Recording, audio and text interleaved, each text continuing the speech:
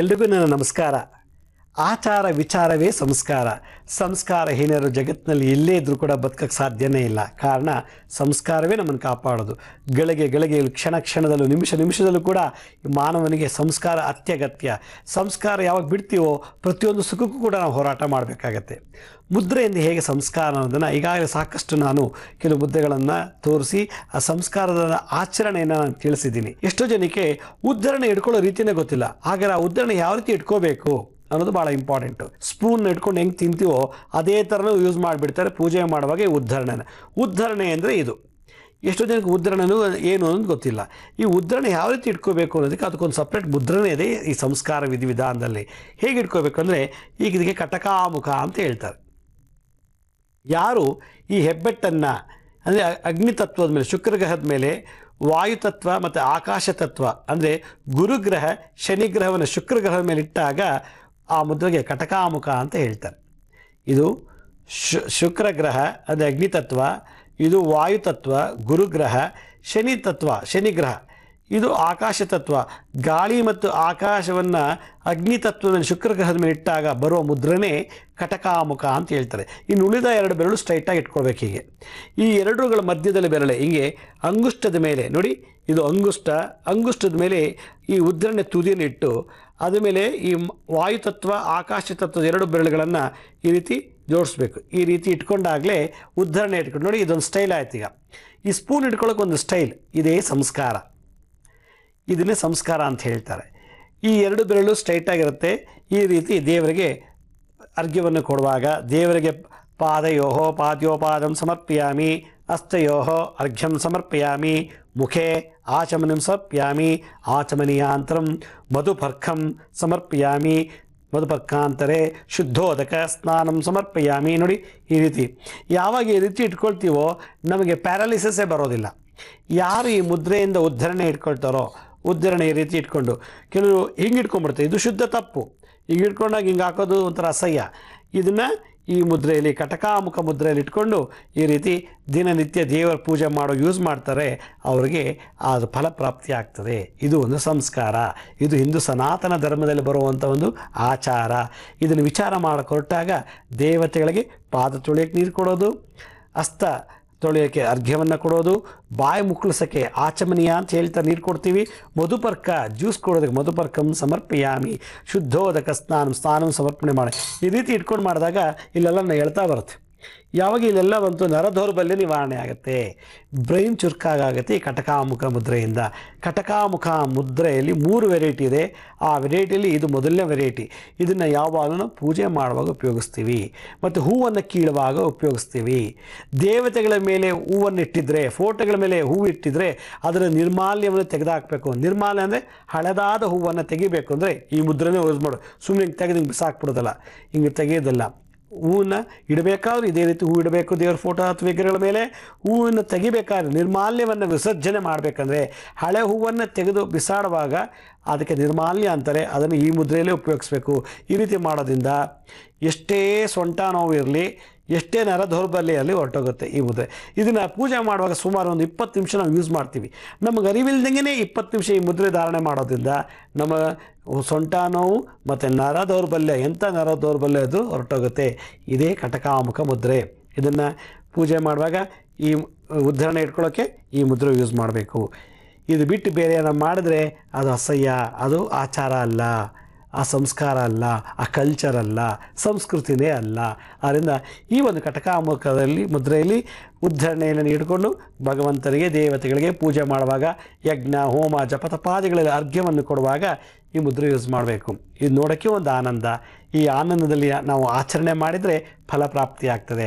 ಮಾನವನಾಗಿ ಹುಟ್ಟಿದ್ದು ದೊಡ್ಡದಲ್ಲ, ಹುಟ್ಟಿದ ಮೇಲೆ ಆಚಾರವಂತನಾಗಿಡಬೇಕು, ವಿಚಾರವಂತನಾಗಬೇಕು. ಯಾವಾಗ ಮನುಷ್ಯ ವಿಚಾರವಂತನಾಗಿ ಆಚಾರವನ್ನು ಪಾಲನೆ ಮಾಡ್ತಾನೋ ಅವನು ಸದಾ ಸಂಸ್ಕಾರವಂತನಾಗ್ತಾನೆ.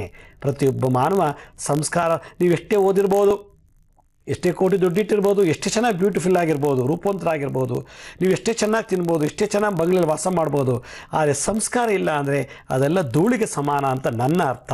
ಆದ್ದರಿಂದ ಏನೇ ಇಲ್ಲದೋ ಅಂದರೂ ಕೂಡ ಸಂಸ್ಕಾರ ಹೊಂದಿದ್ರೆ ಮರುಭೂಮಿ ಬಿಸಾಕಿದ್ರು ಕಾಡಿನಲ್ಲಿ ವಾಸ ಮಾಡಿದ್ರು ಕೂಡ ನಮಗೆ ಭಗವಂತ ಆಶ್ರಯ ಕೊಡ್ತಾನೆ. ಕಾರಣ ಸಂಸ್ಕಾರ ಇದೆ ಅಂತೇಳಿ. ಸಂಸ್ಕಾರಹೀನರಿಗೆ ಎಲ್ಲಿ ಎಂಥ ಸಿಂಹಾಸನ ಕೂರಿಸೋದು ಕೂಡ ಗೌರವ ಪ್ರಾಪ್ತಿಯಾಗೋದಿಲ್ಲ. ಆದ್ದರಿಂದ ಪ್ರತಿಯೊಬ್ಬ ಮನುಷ್ಯ ಸಂಸ್ಕಾರವಂತನಾಗಬೇಕು. ಸಂಸ್ಕಾರಹೀನನಾದರೆ ಪ್ರತಿಯೊಂದು ಸುಖಕ್ಕೂ ಕೂಡ ಹೋರಾಟ ಮಾಡಬೇಕಾಗತ್ತೆ. ಅದರಿಂದ ಪ್ರಾಣಿಗೆ ಮಾತ್ರ ಸಂಸ್ಕಾರ ಇಲ್ಲ, ಮಾನವರಿಗೆ ಮಾತ್ರ ಸಂಸ್ಕಾರ. ಪ್ರಾಣಿ ಎಲ್ಲೋ ತಿನ್ನುತ್ತೆ, ಎಲ್ಲೋ ಮಲಗುತ್ತೆ, ಎಲ್ಲೋ ಲೈಂಗಿಕ ಕ್ರಿಯೆ ಮಾಡುತ್ತೆ, ಅದಕ್ಕೆ ಒಂದು ಹೊತ್ತು ಗೊತ್ತು ಅನ್ನೋದಿಲ್ಲ, ಅದಕ್ಕೆ ಯಾವುದೇ ರೀತಿಯ ಆಚಾರ ವಿಚಾರಗಳಿಲ್ಲ. ಆದರೆ ಮಾನವನಿಗೆ ಪ್ರಾಣಿ ಥರ ಮಾಡೋಕ್ಕಾಗೋದಿಲ್ಲ. ಆದ್ದರಿಂದ ಅದಕ್ಕೆ ಆದಂಥ ಒಂದು ಸಂಸ್ಕಾರ ಕೊಟ್ಟಿದ್ದಾನೆ ಭಗವಂತ. ಆ ಸಂಸ್ಕಾರಕ್ಕೆ ಇಂಗ್ಲೀಷಲ್ಲಿ ಪ್ರೊಸೀಜರ್ ಅಂತ ಹೇಳ್ತಾರೆ, ರೂಲ್ಸ್ ರೆಗ್ಯುಲೇಷನ್ಸ್ ಅಂತ ಹೇಳ್ತಾರೆ. ಯಾವಾಗ ಮನುಷ್ಯ ತನ್ನ ಜೀವನದ ಶೈಲಿಯಲ್ಲಿ ರೂಲ್ಸ್ ರೆಗ್ಯುಲೇಷನ್ಸ್ ಪ್ರೊಸೀಜರನ್ನು ಬಿಟ್ಟುಬಿಡ್ತಾನೋ ಆಗ ಅವನಿಗೆ ಅಗೌರವಂತನಾಗ್ತಾನೆ, ಕೀರ್ತಿಯನ್ನು ಕಳ್ಕೊಳ್ತಾನೆ, ಸ್ಥಾನಮಾನಗಳಿಗೆ ಧಕ್ಕೆ ಬರ್ತದೆ. ಆದ್ದರಿಂದ ಪ್ರತಿಯೊಬ್ಬರೂ ಕೂಡ ನಾವು ಸಂಸ್ಕಾರವಂತರಾಗಬೇಕು. ಕೆಲವರಿಗೆ ಎಲ್ಲೋ ಒಂದು ಕಡೆ ಅಯ್ಯೋ ನಮಗೆ ಮುದ್ರೆ ಇಟ್ಕೊಳ್ಳೋಕೆ ಕೂತ್ಕೊಳ್ಳೋಕ್ಕಾಗಲ್ಲ, ಜಪ ಮಾಡೋಕ್ಕೆ ಟೈಮ್ ಇಲ್ಲ ಅನ್ನೋರಿಗೂ ಕೂಡ ಇನ್ನೊಂದು ಸೊಲ್ಯೂಷನ್ ಏನಿದೆ ಅಂದರೆ 5 ರೀತಿ ಮಾಲೆಗಳನ್ನು ಮನೇಲಿ ಇಟ್ಬಿಟ್ರೆ ಆ ವಾಸ್ತುದೋಷ ನಿವಾರಣೆ ಆಗುತ್ತೆ ಅಂತ. ಯಾವ ಮಾಲೆಗಳು ಅಂತ, ಒಂದು ಪೂರ್ವ ದಿಕ್ಕಿನಲ್ಲಿ ಕೂತ್ಕೊಂಡು ಈ ತುಳಸಿ ಮಾಲೆಯನ್ನು ಜಪ ಮಾಡಿದ್ದೆ ಆದರೆ ಅಲ್ಲಿ ಪೂರ್ವ ದಿಕ್ಕಿನಲ್ಲಿರತಕ್ಕಂಥ ಎಲ್ಲ ದೋಷಗಳು ಹೋಗುತ್ತೆ. ದಕ್ಷಿಣಕ್ಕೆ ಮುಖ ಮಾಡಿ ರುದ್ರಾಕ್ಷಿನ ಧಾರಣೆ ಮಾಡಿ ಅಥವಾ ರುದ್ರಾಕ್ಷಿ ಮಾಲೆಯನ್ನು ಉಪಯೋಗಿಸಿ ಜಪ ಮಾಡಿದ್ದೆ ಆದರೆ ನಮ್ಮಲ್ಲಿರತಕ್ಕಂಥ ಎಲ್ಲ ಕಲಹ ದೋಷಗಳು, ಕೋಪ ತಾಪಗಳು, ಮನೆಯಲ್ಲಿ ಅಶಾಂತಿ ಕೂಡ ನಿವಾರಣೆ ಆಗುತ್ತೆ. ಪಶ್ಚಿಮ ದಿಕ್ಕಕ್ಕೆ ನಾವು ಪಾದರಸದ ಜಪಮಾಲೆಯನ್ನು ನಾವು ಇಟ್ಕೊಂಡು ಜಪ ಮಾಡಿದ್ದೆ ಆದರೆ ರೋಗ ಬಾಧೆ ನಿವಾರಣೆ ಆಗುತ್ತೆ. ಮತ್ತು ಉತ್ತರಕ್ಕೆ ಕೂತ್ಕೊಂಡು ನಾವು ಸ್ಫಟಿಕ ಮಾಲೆಯಲ್ಲಿ ಏನಾದ್ರು ಜಪ ಮಾಡಿದ್ದೆ ಆದರೆ ನಮಗೆ ಶಾಂತಿ, ಆರೋಗ್ಯ, ಐಶ್ವರ್ಯ ಕೂಡ ಪ್ರಾಪ್ತಿಯಾಗ್ತದೆ ಅಂತ ನಾನು ಎಲ್ಲ ಕಳೆದ ಸಂಚಿಕೆಯಲ್ಲಿ ಒಂದೊಂದು ಮಾಲೆಯಲ್ಲಿ ಹೇಳಿದ್ದೆ. ಇನ್ನೊಂದು ವಿಶೇಷವಾದಂಥ 5ನೇ ಮಾಲೆ ಪದ್ಮಾಕ್ಷಿ ಮಾಲೆ ಅಂತೇಳಿ. ನೋಡಿ, ಇದು ತಾವರೆ ಹೂವಿನಲ್ಲಿ ಇರತಕ್ಕಂಥ ಒಂದು ಬೀಜ. ತಾವರೆ ಹೂವನ್ನು ಅರಳಿದಾಗ ಆ ಮಧ್ಯಭಾಗದಲ್ಲಿ ಪೀಠ ಭಾಗದಲ್ಲಿ ಒಂದು ಬೀಜ ಉತ್ಪತ್ತಿಯಾಗುತ್ತೆ. ಆ ಬೀಜವೇ ಈ ತಾವರೆ ಹೂವಿನ ಬೀಜ. ಇದನ್ನು ಸೇರಿಸಿ ಒಂದು ಜಪಮಾಲೆಯನ್ನು ಮಾಡ್ತಾರೆ. ಭಾಳ ವಿಶೇಷವಾದಂಥ ಈ ಒಂದು ಮಾಲೆ. ಇದರಲ್ಲಿ ಏನು ವಿಶೇಷತೆ ಅಂದರೆ ಈ ಎಲ್ಲ 4 ಏನು ಹೇಳಿದೆ, ತುಳಸಿ ಮಾಲೆ, ರುದ್ರಾಕ್ಷಿ ಮಾಲೆ ಮತ್ತು ಪಾದರಸ ಮಾಲೆ, ಸ್ಫಟಿಕ ಮಾಲೆ, ಈ 4 ಏನು ಕೆಲಸ ಮಾಡುತ್ತೋ ಅದೆಲ್ಲವೂ ಒಂದೇ ಮಾಲೆಯಲ್ಲಿ ಮಾಡುತ್ತೆ. ಅಷ್ಟು ಶಕ್ತಿ ಇದೆ. ಕಾರಣ ಈ ಬ್ರಹ್ಮಪುರಾಣದಲ್ಲಿ ತಾವರೆ ಹೂವಿಗೆ ಒಂದು ವಿಶೇಷವಾದಂಥ ಶಕ್ತಿ ಇದೆ. ಬ್ರಹ್ಮದೇವತೆಗಳು ವಾಸ ಬ್ರಹ್ಮದೇವರು ಅಂದರೆ ಚತುರ್ಮುಖ ಬ್ರಹ್ಮ ಈ ತಾವರೆ ಹೂವಿನ ಮೇಲೆ ಅಂದರೆ ಕಮಲದ ಮೇಲೆ ಕುಳಿತು ಧ್ಯಾನ ಮಾಡ್ತಾರಂತೆ. ಸಾಕ್ಷಾತ್ ಲಕ್ಷ್ಮಿ ಕೂಡ ಈ ತಾವರೆ ಹೂವಿನ ಮೇಲೆ ಕುತ್ಕೊಂಡು ಧ್ಯಾನ ಮಾಡ್ತಾರೆ. ಅಂದರೆ ದಿನನಿತ್ಯ ತಮ್ಮ ಜೀವನವನ್ನು ಈ ಒಂದು ತಾವರೆ ಹೂವನ್ನು ಒಂದು ವಾಸ್ತು ಮೇಲೆ, ತಾವರೆ ಹೂ ಒಂದು ಗಿಡ, ಹೂವು, ಪುಷ್ಪ, ಅದು ಆ ದೇವತೆಗಳ ಒಂದು ವಾಸ್ತು ಅಂದರೆ ವಾಸ ಮಾಡೋ ಸ್ಥಳ. ಹಾಗೆ ಬ್ರಹ್ಮರು ಮತ್ತು ಲಕ್ಷ್ಮಿಯವರು, ಅಮ್ಮನವರು ಇಬ್ಬರು ಕೂತ್ಕೊಂಡು ಈ ತಾವರೆ ಹೂವಿನ ಮೇಲೆ ಕೂತ್ಕೊಂಡು ತಮ್ಮ ಜೀವನವನ್ನು ಕಳೀತಾರಂತೆ ಆ ವಾಸ್ತು ಮೇಲೆ. ಆದ್ದರಿಂದ ಈ ಪದ್ಮಾಕ್ಷಿ ಅಂದರೆ ತಾವರೆ ಹೂವಿನ ಬೀಜವನ್ನು ಜಪಮಾಲೆಯಾಗಿ ಉಪಯೋಗಿಸಿ ಜಪ ಮಾಡ್ತಾರೋ ಅಂಥವರಿಗೆ ಮನೆಯಲ್ಲಿ ಸಮಸ್ತ ದಾರಿದ್ರ್ಯ ಕೂಡ ನಿವಾರಣೆ ಆಗುತ್ತೆ. ಈ ಕಮಲ ಬೀಜದಿಂದ ಜಪಮಾಲೆ ಮಾಡಿ ಏನಾದ್ರು ಜಪ ಮಾಡಿದ್ದೆ ಆದರೆ ಯಾವ ದೇವತೆಗಳಿಗೆ ನಾವು ಜಪ ಮಾಡಬೇಕು? ಈ ಒಂದು ಮಾಲೆ ಹೆಣ್ಣು ದೇವತೆಗಳ ಮಾತ್ರ ಯೂಸ್ ಮಾಡಬೇಕಂತೆ. ಪುರುಷ ದೇವತೆಗಳ ಜಪ ಮಾಡುವಾಗ ಇದನ್ನು ಉಪಯೋಗಿಸಬಾರ್ದು. ಅಂದರೆ ಲಕ್ಷ್ಮಿ, ಸರಸ್ವತಿ, ಕಾಳಿ, ದುರ್ಗಿ, ಕುಲದೇವತೆಗಳೇ ಅಂದರೆ ಹೆಣ್ಣು ದೇವರನ್ನು ನಾವು ಜಪ ಮಾಡೋಕ್ಕಂತ ಹೊರಟಾಗ ಈ ಮಾಲೆಯನ್ನು ಉಪಯೋಗಿಸ್ಬೇಕು ಅಂತ ಶಾಸ್ತ್ರದಲ್ಲಿ ಹೇಳ್ತದೆ. ಆದ್ದರಿಂದ ಯಾರ ಮನೆಯಲ್ಲಿ ಅಖಂಡ ದಾರಿದ್ರ್ಯ ನಿರಂತರ ತಾತನ ಕಾಲ, ಅಪ್ಪನ ಕಾಲದಲ್ಲಿ, ಮಕ್ಕಳ ಕಾಲದಲ್ಲಿ, ಮೊಮ್ಮಕ್ಕಳ ಕಾಲದಲ್ಲೂ ಕೂಡ ಬಡತನ, ದಟ್ಟ ದಾರಿದ್ರ್ಯ ಇರ್ತದೋ ಅಂಥವ್ರ ಮನೆಯಲ್ಲಿ ದೇವರ ಮುಂದೆ ಈ ಕಮಲ ಮಾಲೆಯನ್ನು, ಕಮಲಾಕ್ಷಿ ಮಾಲೆಯನ್ನು ಇಟ್ಟು ಪೂಜೆ ಮಾಡಿದ್ರೆ ದಟ್ಟ ದಾರಿದ್ರ್ಯ, ಅಖಂಡ ದಾರಿದ್ರ್ಯ, ವಂಶ ಪಾರಂಪರ್ಯವಾಗಿ ಬಂದಂಥ ದಾರಿದ್ರ್ಯವನ್ನು ನಿವಾರಣೆ ಮಾಡ್ತಾರಂತೆ. ಆದ್ದರಿಂದ ಯಾವ ಲಕ್ಷ್ಮಿ ಮನೇಲಿ ವಾಸ ಮಾಡ್ತಾಳೋ ಅಂಥವ್ರ ಮನೇಲಿ ಇದನ್ನ ಇಟ್ಟರೆ ಇನ್ನೂ ಜಾಸ್ತಿ ಲಕ್ಷ್ಮಿ ಅಭಿವೃದ್ಧಿ ಆಗ್ತಾಳೆ. ಯಾರ ಮನೆ ಲಕ್ಷ್ಮಿಯೇ ಆವಾಹನೆ ಆಗೋದಿಲ್ವೋ, ಯಾಕೆ ಮನೇಲಿ ಆವಾಹನೆ ಆಗೋದಿಲ್ಲ? ಪಿತೃದೇವತಾ ಶಾಪ ಇದ್ದರೆ ಅಥವಾ ಅಖಂಡವಾಗಿ ನಮ್ಮ ಮನೆಯಲ್ಲಿ ಕುಡಿತ, ಮೋಸ, ವಂಚನೆ, ಆಣೆ ಇಡೋದು, ಸುಳ್ಳು ಹೇಳೋದು, ದೇವ್ರ ಮೇಲೆ ಆಣೆ ಇಟ್ಟು ವ್ಯವಹಾರ ಮಾಡೋದು, ಯಾವಾಗಲೂ ಸುಳ್ಳು ಹೇಳಿ ಸಂಪಾದನೆ ಮಾಡೋದು, ಲಂಚ ತೊಗೊಂಬರೋದು, ಮತ್ತು ಇನ್ನೊಬ್ಬರನ್ನ ಅಯ್ಯೋ ಅನಿಸಿ ದುಡ್ಡನ್ನು ಸಂಪಾದನೆ ಮಾಡಿ ಇಡ್ತೀವಲ್ಲ ಅಂಥವ್ರ ಮನೇಲಿ ದಟ್ಟ ದಾರಿದ್ರ್ಯ ಬಂದುಬಿಡುತ್ತೆ. ಆ ಥರ ದಾರಿದ್ರ್ಯದಲ್ಲಿ ಬಂದಂಥ ನೆಗೆಟಿವ್ ವೈಬ್ರೇಷನ್ಸ್ ತೆಗೆದುಹಾಕಬೇಕು ಅಂದರೆ ಈ ಪದ್ಮಾಕ್ಷಿ ಮಾಲೆಯನ್ನು ನಿರಂತರವಾಗಿ ಮನೇಲಿ ಪೂಜೆ ಮಾಡಬೇಕು, ಇಲ್ಲ ಜಪ ಮಾಡಬೇಕು. ಕೆಲವರು ಹೇಳ್ತಾರೆ ಯಾಕೆ 108 ಮಾಲೆಯನ್ನು ನಾವು ಯೂಸ್ ಮಾಡಿ 108 ಮುತ್ತುಗಳು ಅಥವಾ 108 ಮಣಿಗಳು ಪ್ರತಿಯೊಂದು ಮಾಲೆಯಲ್ಲಿ ಇರ್ತದೆ ಅಂತ. 108 ಮಣಿ ಯಾಕೆ ಹಾಕ್ತಾರೆ, 108 ಮುತ್ತುಗಳನ್ನು ಯಾಕೆ ಜಪಮಾಲೆಯಲ್ಲಿ ಸೇರಿಸ್ತಾರೆ ಅಂದರೆ 27 ನಕ್ಷತ್ರ 27 ನಕ್ಷತ್ರ, ಒಂದೊಂದು ನಕ್ಷತ್ರಕ್ಕೂ 4 ಪಾದಗಳಿವೆ. ಅಂದರೆ 27 ನಕ್ಷತ್ರಗಳು ನಮ್ಮ ಸೌರಮಂಡಲದಲ್ಲಿವೆ. ಒಂದೊಂದು ನಕ್ಷತ್ರಕ್ಕೂ 4 ಪಾದಗಳಿವೆ. 27 × 4 ಗುಣಿಸಿದಾಗ 108 ಬಂತು. ಆದ್ದರಿಂದ 108 ನಾವು ಪ್ರತಿಯೊಂದು ಮಾಲೆಯಲ್ಲಿ ಉಪಯೋಗಿಸ್ತೀವಿ. 12 ರಾಶಿಗಳು 9 ಗ್ರಹಗಳು 12 × 9 ಗುಣಿಸಿದಾಗ 108 ಬರ್ತದೆ. ಆದ್ದರಿಂದ 12 ರಾಶಿಗಳು ಮೇಷೋ ಋಷಭಶ್ಚ ಮಿಥುನ ಕರ್ಕ ಸಿಂಹಶ್ಚ ಕನ್ಯನ ತುಲಾಸ್ಥ ವೃಶ್ಚಿಕಶ್ಚೈವ ಧನುರ್ ಮಕರ ಕುಂಭ ಮೀನಃ ಈ 12 ದ್ವಾದಶ ರಾಶಿಗಳು 9 ನವಗ್ರಹಗಳು ಸೇರಿಕೊಂಡಾಗ 108 ಆಯಿತು. ಆದ್ದರಿಂದ ಪ್ರತಿಯೊಬ್ಬ ಮನುಷ್ಯ ದಿನನಿತ್ಯ 108 ಸಲ ಜಪ ಮಾಡಿದಾಗ 27 ನಕ್ಷತ್ರಗಳು, ಒಂದೊಂದು ನಕ್ಷತ್ರಕ್ಕೂ 4 ಪಾದಗಳು ಅಂದರೆ ಚರಣಗಳು ಶಾಂತಿಯಾಗುತ್ತೆ 108 ಸಲ ಹೇಳೋದ್ರಿಂದ. ಇಲ್ಲ 12 ರಾಶಿಗಳು 9 ಗ್ರಹಗಳು ಶಾಂತಿ ಆಗಬೇಕು ಅಂದರೆ 108 ಮಣಿ ಅಥವಾ 108 ಮುತ್ತುಗಳಿರೋನು ಜಪಮಾಲೆಯನ್ನು ನಾವು ಕೈಲಿ ಹಿಡಿದು ಜಪ ಮಾಡಬೇಕು. ಇನ್ನೊಂದು ಅರ್ಥದಲ್ಲಿ ಹೇಳ್ತಾರೆ 108 ಉಪನಿಷತ್ತುಗಳು ಜಗತ್ತಿನಲ್ಲಿದೆಯಂತೆ. ಆ ಒಂದೊಂದು ಉಪನಿಷತ್ತುಗಳು ಒಂದೊಂದು ಭಾಗವನ್ನು ಹೇಳುತ್ತೆ, ಒಂದೊಂದು ಮುತ್ತುಗಳು ಹೇಳುತ್ತೆ, ಒಂದೊಂದು ಮಣಿ ಹೇಳುತ್ತೆ. ಆದ್ದರಿಂದ 108 ಉಪನಿಷತ್ತುಗಳನ್ನು 108 ಮಣಿಗಳಾಗಿ ಜಪಮಾಲೆ ಸೇರಿಸಿದ್ದಾರೆ. ಆದ್ದರಿಂದ ಪ್ರತಿಯೊಬ್ಬರು ಕೂಡ ಮನೆಯಲ್ಲಿ ನಾವು ಹುಟ್ಟಿರೋ 27 ನಕ್ಷತ್ರದ ಯಾವುದೋ ಒಂದು ನಕ್ಷತ್ರ ನಾವು ಹುಟ್ಟಿರ್ತೀವಿ. ಆ ಯಾವುದೋ ಒಂದು ನಕ್ಷತ್ರಕ್ಕೆ ಯಾವುದೋ ಒಂದು ಪಾದದಲ್ಲಿ ಪ್ರಥಮ ಪಾದವೋ ದ್ವಿತೀಯ ಪಾದನೋ ತೃತೀಯ ಪಾದವೋ ಚತುರ್ಪಾದವೋ 4ನೇ ಪಾದವನ್ನು ನಮ್ದು ಹುಟ್ಟಿರ್ತೀವಿ. ಆದ್ದರಿಂದ ನಾವು ಹುಟ್ಟಂಥ ನಕ್ಷತ್ರಕ್ಕೆ, ನಾವು ಹುಟ್ಟುವಂಥ ಪಾದಕ್ಕೆ ಮತ್ತು ನಾವು ಹುಟ್ಟಿರೋ ರಾಶಿಗೆ, ನಮ್ಮ ರಾಶಿಗೆ ಅಧಿಪತಿಯಾದಂಥ ಗ್ರಹಕ್ಕೆ ದಿನನಿತ್ಯ ಶಾಂತಿ ಮಾಡ್ಕೋಬೇಕು ಅಂದರೆ ಯಾವ್ದಾರೋ ಒಂದು ಇಷ್ಟರಲ್ಲಿ ಒಂದು ಜಪಮಾಲೆಯನ್ನು ಉಪಯೋಗಿಸಿ 108 ಸಲ ಜಪ ಮಾಡಬೇಕು ಅನ್ನೋದು ಶಾಸ್ತ್ರ ಹೇಳೋದು.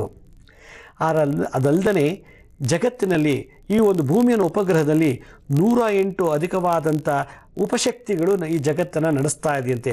ಒಂದು ಭೂಮಂಡಲ ಸುತ್ತಬೇಕು ಅಂದರೆ 108 ಶಕ್ತಿಗಳು ಬೇಕಂತೆ. ಒಂದು ಶಕ್ತಿಯಿಂದ ಸುತ್ತಕ್ಕೆ ಸಾಧ್ಯ ಇಲ್ಲ. ಆದ್ದರಿಂದ 24 ಗಂಟೆ 365 ದಿವಸನೂ ಕೂಡ ಈ ಒಂದು ಗ್ರಹ, ಈ ಭೂಮಿಯನ್ನು ಗ್ರಹದಲ್ಲಿ ನಾವು ವಾಸ ಮಾಡ್ತಾ ಇದ್ದೀವಿ. ಆದ್ದರಿಂದ ಯಾವುದಾದ್ರು ಒಂದು ಶಕ್ತಿ ನಮಗೆ ಒಳ್ಳೇದು ಮಾಡಲಿ ಅಂತೇಳಿ ಈ ಜಪಮಾಲೆಯಲ್ಲಿ 108 ಮುತ್ತುಗಳನ್ನು ಮಣಿಗಳನ್ನು ಮಾಡಿಕೊಂಡು ನಾವು ಜಪ ಮಾಡಬೇಕು ಅಂತ ಶಾಸ್ತ್ರ ಹೇಳ್ತದೆ. ಯಾರು 108 ಜಪಮಾಲೆಯನ್ನು ಇರುವಂಥದ್ದು 108 ಮುತ್ತುಗಳಿರುವಂಥ ಜಪಮಾಲೆಯನ್ನು ಹಿಡಿದು ಜಪ ಮಾಡ್ತಾರೋ ಸೆಲ್ಫ್ ಎನರ್ಜಿ ಅಂದರೆ ನಮ್ಮಲ್ಲಿ ಉತ್ಪತ್ತಿಯಾಗುವಂಥ ಎನರ್ಜಿ ಯೂನಿವರ್ಸಲ್ ಎನರ್ಜಿಲಿ ಮರ್ಜ್ ಆಗುತ್ತೆ ಅಂತ ಹೇಳ್ತಾರೆ.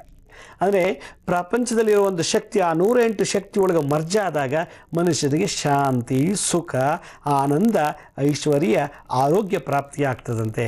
ಅದಕ್ಕೋಸ್ಕರನಾದರೂ ಈ 108 ಮುತ್ತು ಅಥವಾ ಮಣಿಗಳಿರುವಂಥ ಮಾಲೆಯನ್ನು ಉಪಯೋಗಿಸಿ ದಿನನಿತ್ಯ ದ್ವಿಕಾಲ ಬೆಳಗ್ಗೆ ಅಥವಾ ಸಂಜೆ ಜಪ ಮಾಡಲೇಬೇಕು ಅಂತ ಹಿಂದೂ ಸನಾತನ ಧರ್ಮ ಹೇಳ್ತದೆ. ಆದರೆ ಇವತ್ತಿನ ಈ ಒಂದು ಕಂಪ್ಯೂಟರ್ ಟೆಕ್ನಾಲಜಿ ನಾವು ವಾಸ ಮಾಡ್ತಿರೋರು ಜಪಮಾಲೆ ಮುಟ್ಟಕ್ಕೂ ಟೈಮ್ ಇಲ್ಲ, ಜಪಮಾಲೆ ಇಟ್ಕೊಂಡು ಜಪ ಮಾಡೋಕ್ಕೂ ಟೈಮ್ ಇಲ್ಲ. ಜಪಮಾಲೆ ಇದೆ, ಜಪ ಮಾಡೋಕ್ಕೆ ಜಾಗ ಇದೆ, ಜಪ ಮಾಡಬೇಕು ಅನ್ನೋ ಮನಸ್ಸಿದೆ, ಆದರೆ ಕೂತಾಗ ಮಂತ್ರ ಬಾಯಲ್ಲಿ ಬರೋದಿಲ್ಲ. ನಾನು ಈಗಾಗಲೇ ಹೇಳಿದೆ, ಎಂಥ ವಾಸ್ತು ದೋಷ ಇದ್ದರೂ ಕೂಡ ಪದ್ಮಾಕ್ಷಿ ಮಾಲ ಅಂದರೆ ಕಮಲದ ಹೂವಿನಿಂದ ಬಂದಂಥ ಬೀಜಗಳಿಂದ ಮಾಡೋ ಜಪಮಾಲೆಯನ್ನು ಮನೆಯಲ್ಲಿ ಯಾವುದಾದ್ರೂ ಒಂದು ದಿಕ್ಕನ್ನು ಕೂತ್ಕೊಂಡು ಜಪ ಮಾಡಿದ್ದೆ ಆದರೆ ಸಮಸ್ತ ವಾಸ್ತು ದೋಷಗಳು ನಿವಾರಣೆ ಆಗುತ್ತೆ ಅಂತ.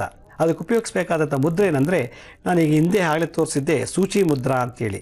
ಈ ಸೂಚಿ ಮುದ್ರೆಯನ್ನು ಧಾರಣೆ ಮಾಡಬೇಕು. ಅಂದರೆ ಅಂಗುಷ್ಟ ಮತ್ತು ತರ್ಜನಿ ತೋರು ಬೆರಳು ಇವೆರಡು ಮಾತ್ರ ಭಾಳ ಉಪಯೋಗ ಮಾಡುವಂಥ ಮುದ್ರೆ ಇದು.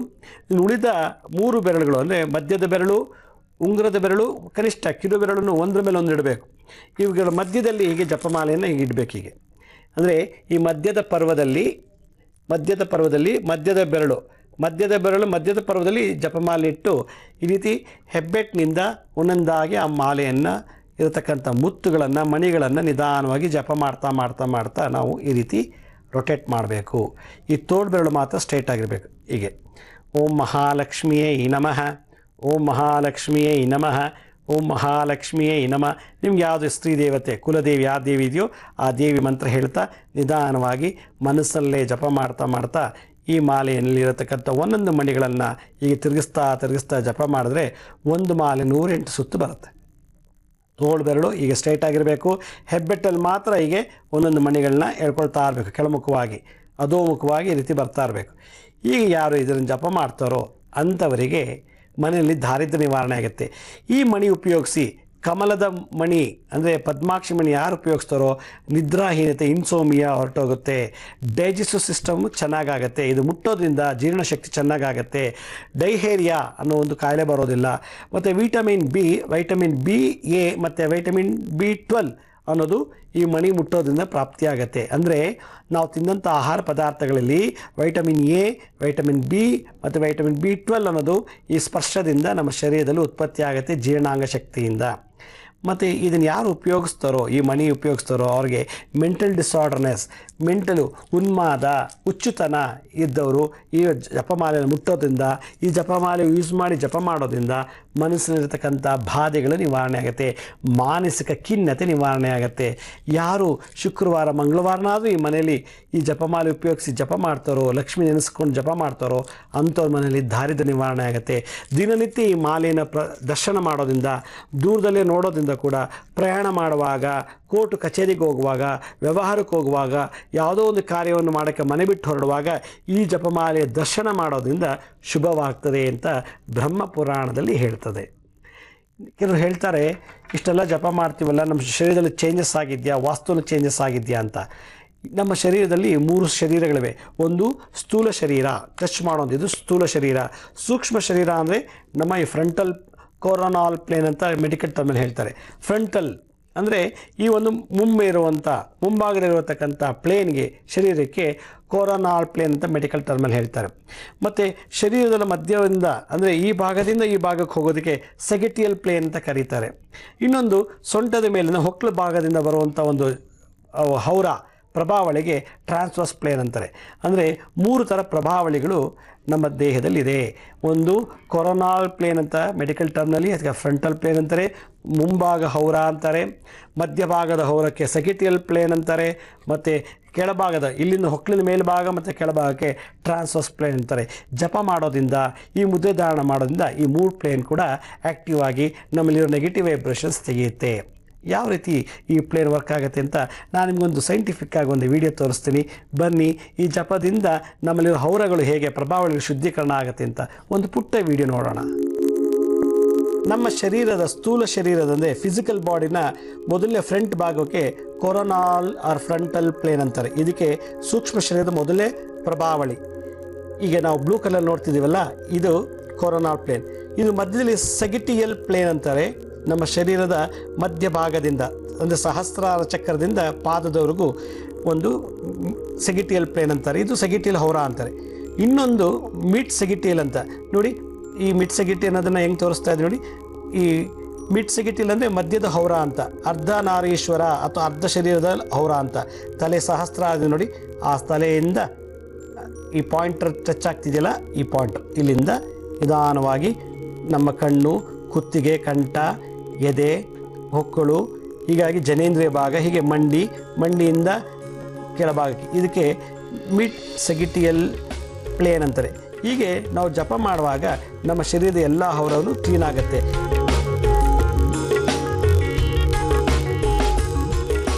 ಹಾಗಿದ್ಮೇಲೆ ನಾವು ಬಾಯ್ಬಿಟ್ಟು ಮಂತ್ರ ಹೇಳುವಾಗ ಜಪಮಾಲೆ ಇಟ್ಕೊಂಡು ಅಥವಾ ಮುದ್ರೆ ಧಾರಣೆ ಮಾಡಿದಾಗ ಏನು ಶಕ್ತಿ ನಮ್ಮಿಂದ ಹೊರಗೆ ಹೋಗುತ್ತೆ, ಹೊರಗೆ ಬರುತ್ತೆ ಅನ್ನೋದನ್ನು ಇನ್ನೊಂದು ಸಣ್ಣ ಒಂದು ವಿಡಿಯೋದಲ್ಲಿ ನಿಮ್ಮನ್ನು ತೋರಿಸ್ಕೊಡ್ತೀನಿ. ಆಗ ಮುದ್ರೆ ಮತ್ತು ಮಂತ್ರದಿಂದ ಏನು ಪವರು ಅಂತ ನೀವು ಈ ಒಂದು ವಿಡಿಯೋದಲ್ಲಿ ನೋಡಿದಾಗ ಭಾಳಷ್ಟು ಚೆನ್ನಾಗಿ ಅರ್ಥವಾಗುತ್ತೆ. ನಮ್ಮ ಶರೀರದಲ್ಲಿ 3 ರೀತಿ ಹೌರಗಳು ಹೇಳಿದ್ವಿ.